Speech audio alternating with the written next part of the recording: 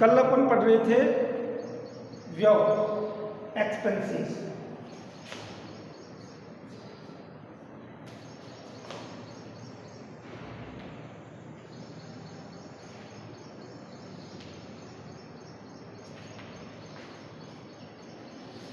तो कल व्यय में मैंने बताया था व्यय और खर्च दोनों में डिफरेंस होता है। तो व्यय के बारे में बताया था कि आगम जो हमारी आय होती है उसको अर्जित करने के लिए जो व्यय किए जाते हैं, जो खर्चे किए जाते हैं, उनको व्यय कहते हैं। जैसे मजदूरी चुकाई, वेतन दिया, बिजली का बिल,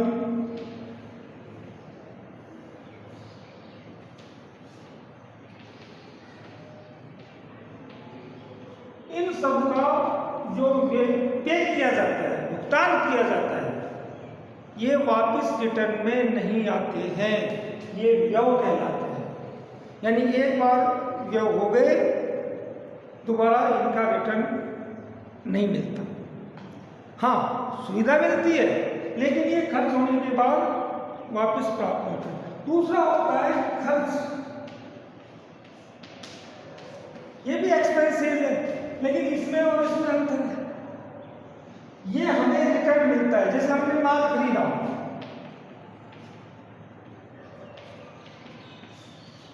तो क्या होगा, माल खरीदेंगे, माल को फिर बेचेंगे, तो वापस रिटर्न होगा।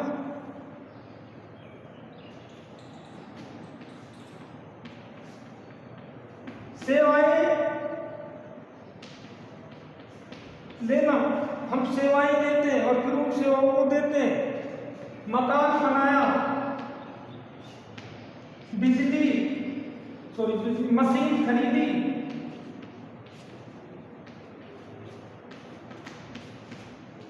ये सब ऐसे खर्चे हैं जिनको हम वापस प्राप्त कर सकते हैं। यानी दोनों का ही महत्व है। ये व्यवसाय में वृद्धि करते हैं, ये व्यवसाय में यानी हमारा जो लाभ होता है उसको प्राप्त करने के लिए किए जाते हैं, और ये हमें व्यवसाय की वृद्धि करने के लिए किए जाते हैं।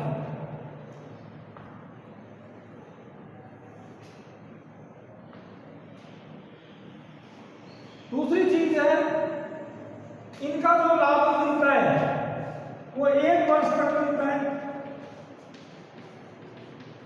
और इनका लाभ 1 से अधिक वर्ष तक मिलता है। अधिक वर्ष तक लाभ मिलता है।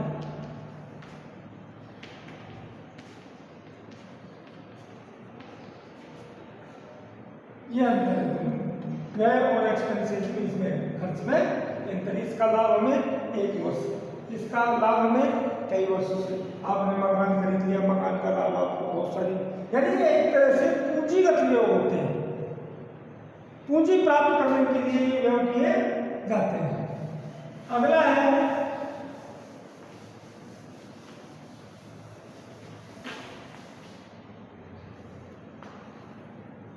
लाभ, प्रॉफिट।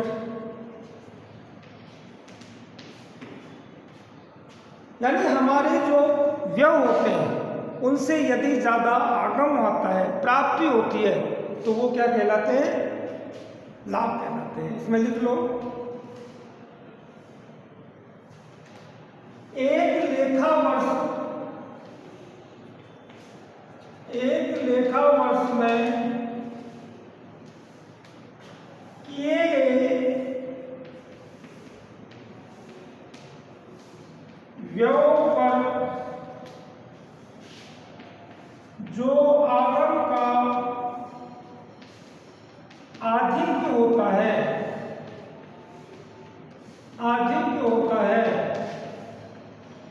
लाभ कहलाता है।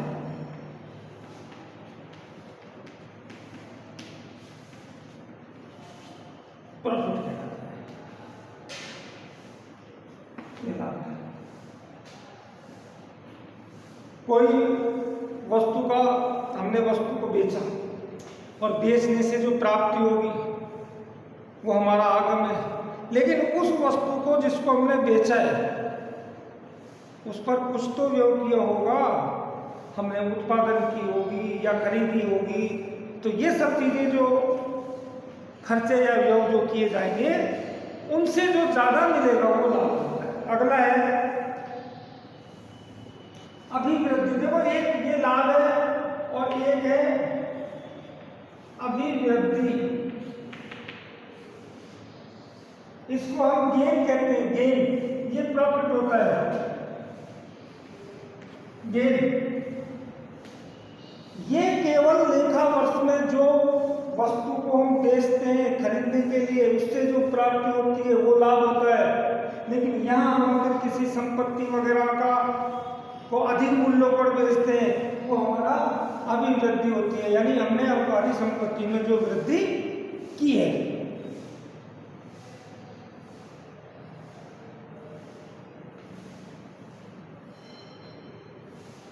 जैसे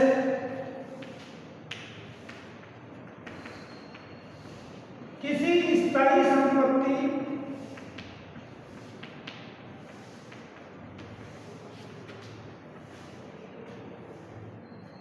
को बेचने से प्राप्त आधिक्य की राशि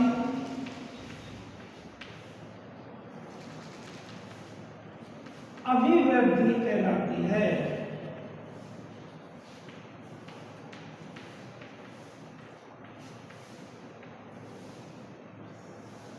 आपने उससे जो मिलेगा, आपने एक संपत्ति 50,000 की खरीदी थी, अब उसको कितने में बेच रहे हो? 60 में, तो 10,000 रुपये का आपका क्या हुआ? अभिवृद्धि हुई। लाभ नहीं है ये अभिवृद्धि है। लाभ क्या होगा? आपने 60,000 रुपये का माल खरीदा और उसको 70,000 रुपये में बेच दिया, तो यहां आपको जो 10,000 रुपये में मिले क्या है? ये लाभ है, ये लाभ है और ये अभिवृद्धि। संपत्ति खरीदी उसको बेचा, यह माल खरीदा माल को बेचा, लाभ और अभिवृद्धि में ये अंतर होता है। अगला है हानि।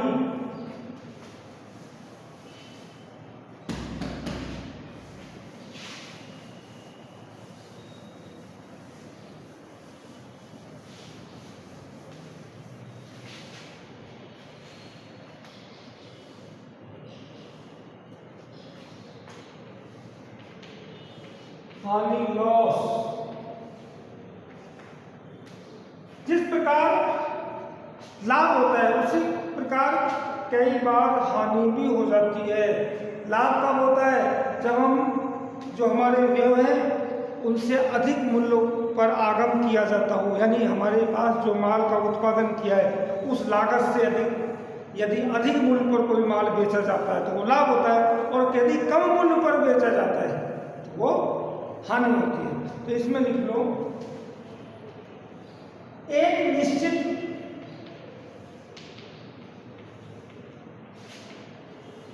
अवधि के अंतर्गत किए गए व्यय से कम आगम होता है,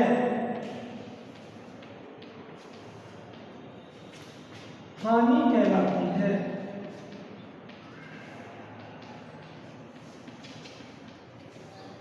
यानी एक अवधि में, 1 वर्ष की अवधि हो सकती है, 6 महीने की अवधि हो सकती है, जो भी अपनी अवधि मानी है, उस अवधि में अपन ने जो व्यय किए हैं उन व्ययों से कम राशि प्राप्त की, खर्चे ज्यादा करती है और आगम इनकम।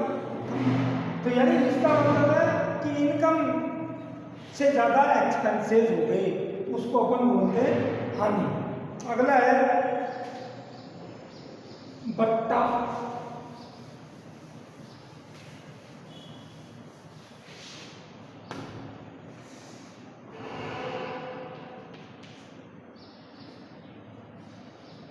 डिस्काउंट।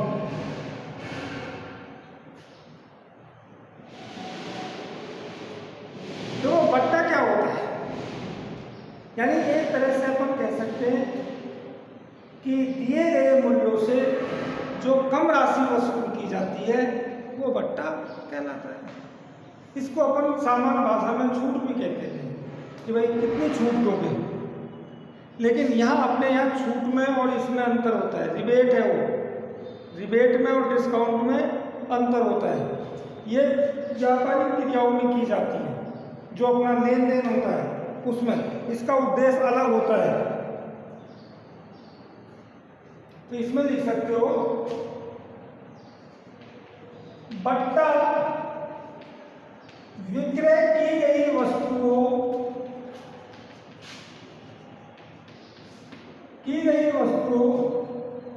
के मूल्यों में की गई कटौती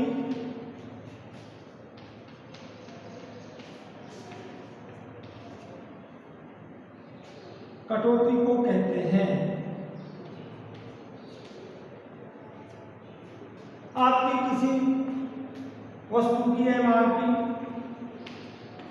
500 रुपये, कितने में बेचनी चाहिए आपको? 500 में, लेकिन आपने उसको 10% डिस्काउंट दे दिया।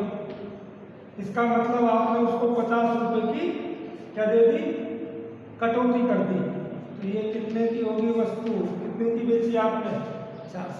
तो 50 रुपये क्या है? इसको बोलते हैं बट्टा। ये दो प्रकार का होता है।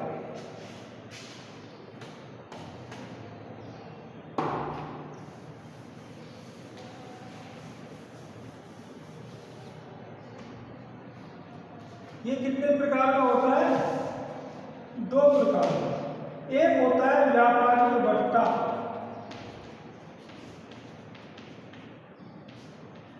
इसको बोलते हैं ट्रेड डिस्काउंट।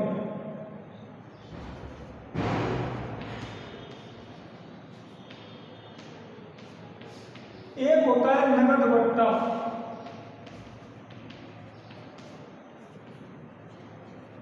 Cash discount. इन दोनों के कार्य भी अलग अलग हैं। ये दोनों को अलग अलग पढ़ना है, ये बहुत महत्वपूर्ण है, इसकी अलग से बताऊंगा।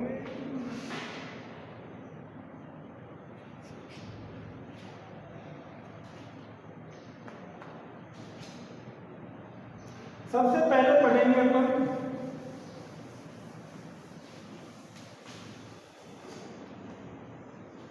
व्यापारिक बट्टा।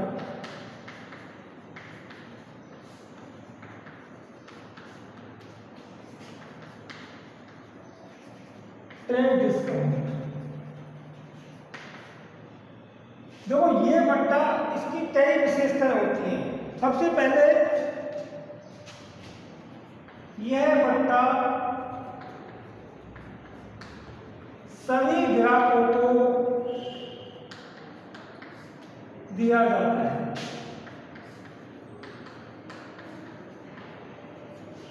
इसका मतलब है चाहे नगद खरीदे चाहे उधार खरीदे, ये दोनों को दिया जाता है। नगद विक्रय और उधार विक्रय, ये दोनों स्थितियों में दिया जाता है। पहली स्थिति। दूसरा, यह बट्टा एमआरपी यानी जो मूल्य सूची होती है, यह बट्टा वस्तु की मूल्य सूची में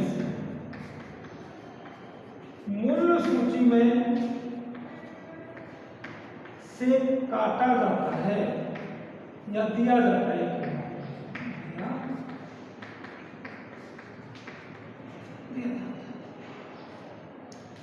यानी वो जो एमआरपी होती है उसमें से काटा जाता है। जैसे मान लो आपकी किसी वस्तु की एमआरपी कितनी है? 1000। आपने 5% बट्टा दिया तो आपका कितना हो गया? 5%। यानी वो वस्तु कितने की होगी? 950। ये विक्रय मूल्य, ये विक्रय मूल्य है, ये मूल्य सूची है जो एमआरपी बोलते हैं, ये बट्टा हो गया। और ये विक्रय, इसको बोलते हैं विक्रय मूल्य, यानी जिस पर बेची जाती है। तीसरा, इस बट्टे का पुस्तकों में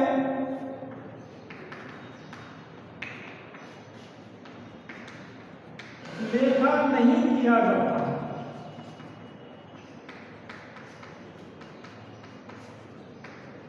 केवल मूल्य सूची में से बट्टे की राशि घटाई जाती है। हम लेखा किसका करेंगे? 950 का, 1000 का नहीं करेंगे। 1000 हमारी मूल्य सूची का जो था एमआरपी वो थी, 50 बट्टा दे दिया, हम 950 रुपए की एंट्री करेंगे, 1000 की एंट्री नहीं करेंगे। तीसरा, इस बट्टे का उद्देश्य अधिक से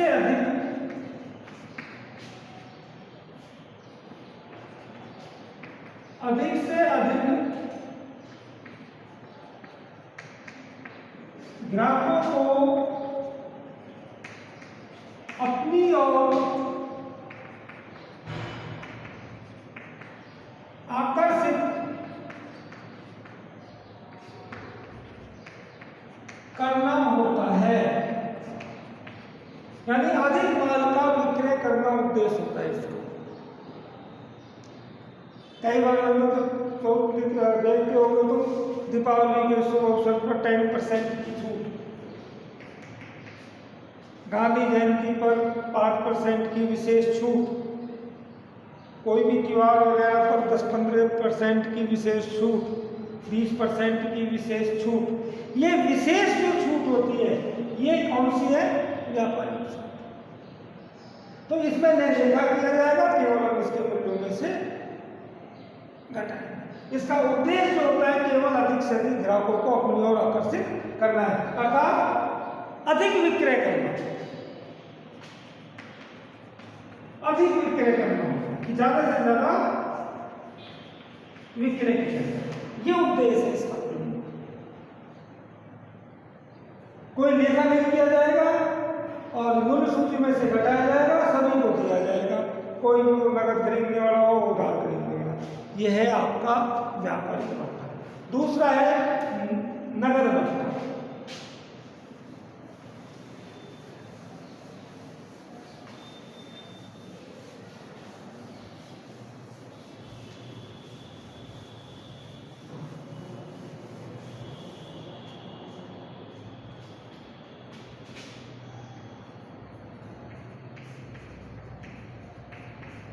कैश डिस्काउंट,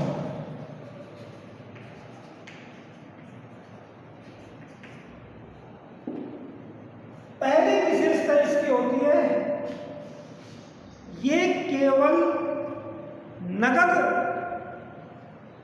जो माल खरीदेगा उसको दिया जाता है। यह बट्टा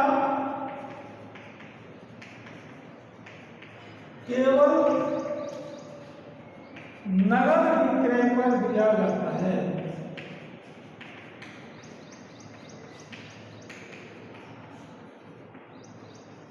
उधार खरीदने वालों को यह बट्टा नहीं दिया जाता।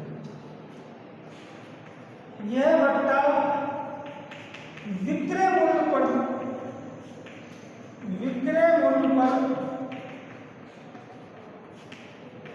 दिया जाता है, एमआरपी पर नहीं दिया जाता है, ये विक्रय मूल्य पर।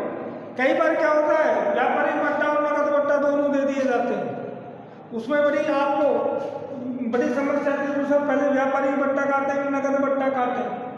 तो सबसे पहले हम व्यापारिक बट्टा, देखो किसी वस्तु का मूल्य सूची 600 रुपये, 6000 रुपये, ये मूल्य सूची कितने की? एमआरपी 6000 की। व्यापारिक बट्टा 10% और नगद बट्टा भी 10%। ये दोनों भी। तो सबसे पहले इस पर व्यापारिक बट्टा कटेगा 6000। व्यापारिक बट्टा कितना हो गया 600 रुपये। ये 5400 का है, यानी उधार और नगद दोनों स्थिति में हम कितने में बेच रहे हैं इसको 5400 में। लेकिन कोई ग्राहक नगद दे रहा है तो हम उसको अतिरिक्त 10% लोग दे। तो ये जो नगद बट्टा होगा 10% कैश डिस्काउंट, ये 5400 को 540 600 नहीं होगा 540, क्योंकि इस पर लग रहा है ये बट्टा विक्रय पर।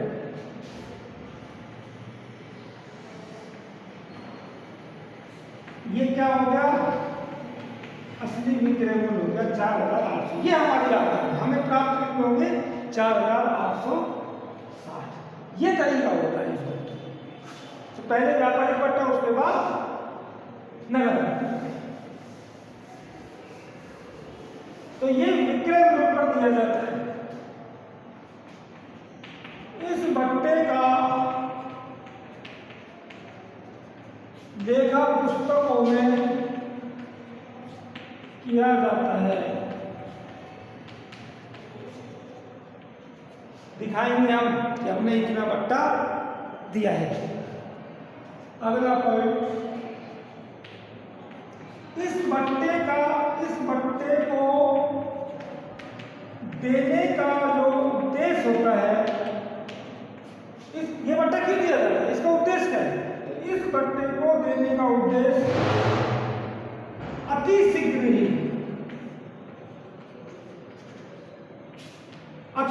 ही भुगतान प्राप्त करना होता है।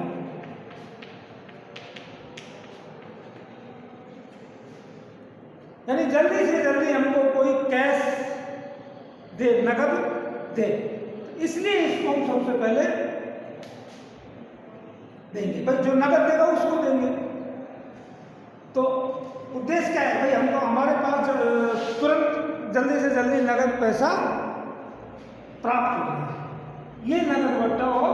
तो दोनों में कई बार अंतर आता है, व्यापारिक बट्टे और नगद बट्टे में दो अंतर बताइए। तो आपको व्यापारिक बट्टे का कोई लेखा नहीं होता, नगद बट्टे का लेखा किया जाता है। व्यापारिक बट्टा MRP पर दिया जाता है, नगद बट्टा विक्रय मूल्य पर दिया जाता है।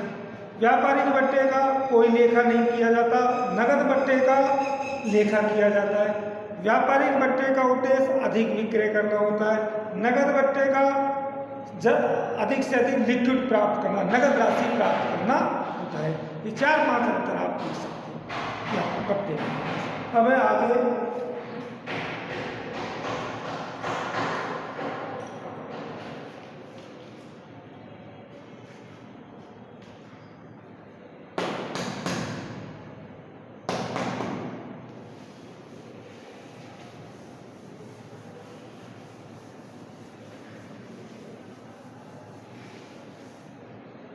प्रमाणक।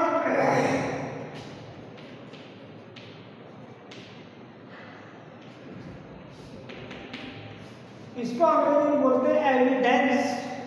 आपने कोई माल खरीदा, माल बेचा, नगद प्राप्ति की, किसी को भुगतान दिया, किसी से भुगतान प्राप्त किया, इसका आपके पास क्या एविडेंस है, क्या प्रमाण है? वो जितने भी हमारे एविडेंस होते हैं हम उनको प्रमाणक बोलते हैं। हमने नगद माल बेचा तो कोई रसीद दी होगी, हमने नगद माल खरीदा तो हमने रसीद ली होगी, हमने कोई उधार माल बेचा बीजक दिया होगा, हमने किसी से उधार माल खरीदा तो उसने हमें बीजक दिया होगा। ये जितने भी लेन देन होते हैं इनके जो अभिलेख होते हैं, जिनकी रसीदें होती हैं, स्लिप होती हैं, उनको अपन बोलते हैं प्रमाणक। इसमें लिख सकते हो किसी भी लेन देन के लिए, लेन देन के लिए जो विलेख का मतलब लेख, जो भी जिसमें लिखा, जो विलेख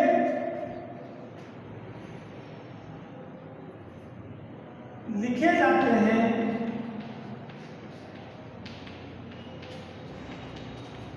उन्हें प्रमाणक कहते हैं।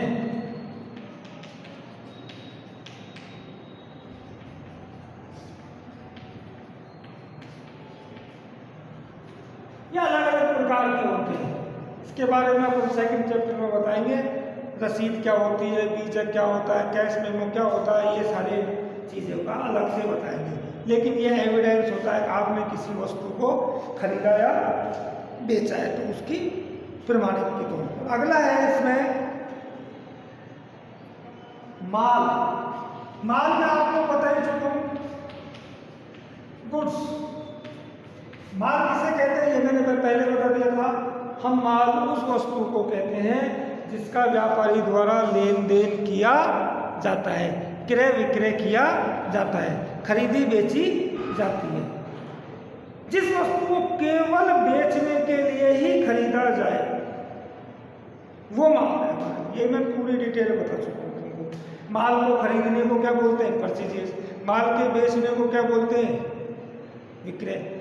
माल किसी के लिए कोई वस्तु माल हो सकती है, किसी के लिए वही वस्तु संपत्ति हो सकती है, हो सकता है। मैं मान लो कपड़े की व्यापारी हूँ तो मेरे लिए कपड़ा क्या है? माल। और उस कपड़े की दुकान में लोहे की एक अलमारी रखी है, वो मेरी क्या है? संपत्ति है। लेकिन एक यदि कोई व्यक्ति लोहे का काम करता है, लोहे की अलमारी बेचता है, तो उसके लिए लोहे की अलमारी क्या है? माल। लेकिन उसकी दुकान में यदि कोई पर्दा लगाए कपड़े का, वो उसके लिए क्या है? संपत्ति। तो ये व्यवसाय के ऊपर निर्भर करता है कि कौन सा व्यवसाय में कौन सी वस्तु माल होगी और कौन सी वस्तु संपत्ति होगी। एक परचूनी की दुकान में जितने भी परचूनी का सामान होता है वो माल होता है, लेकिन उस पर जो लकड़ी का काउंटर या लोहे का जो काउंटर होता है या उसकी जो फिटिंग होती है वो उसकी संपत्ति होती है। लेकिन यदि वही वस्तु लकड़ी की दुकान में हो तो लकड़ी वाले कहते हैं माल, उसके लिए संपत्ति नहीं है। तो ये सारी चीजें हम बता चुके हैं। अगला पॉइंट है इसमें क्रय। क्रय बता दिया था, शायद क्रय बता चुका हूं मैं, मेरे ख्याल से फिर भी मैं बता देता हूं। माल को खरीदने को क्या बोलते हैं? क्रय। माल को बेचने को क्या बोलते हैं? ये परचेज होता है, ये सेल्स होता है। इसके अलावा अब आ जाओ कुछ शब्द और हैं इसमें।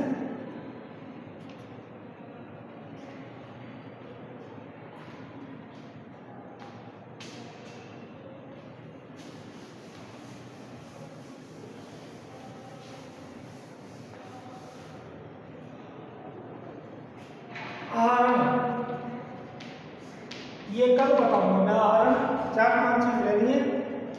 अब मैं कल दूसरा टॉपिक भी चालू करूंगा, यानी दूसरा जो हमारा सेकंड पार्ट है वो भी, क्योंकि इसमें फर्स्ट में आपको कुछ नहीं करना, केवल जो मैंने ये बताए उनको याद करना है, यानी उनको रखना है याद कि भाई कैपिटल क्या होती है और आपके किराए क्या होते हैं, माल क्या होता है, स्टॉक क्या होता है, ये सारी चीज़ें आपको देखनी है।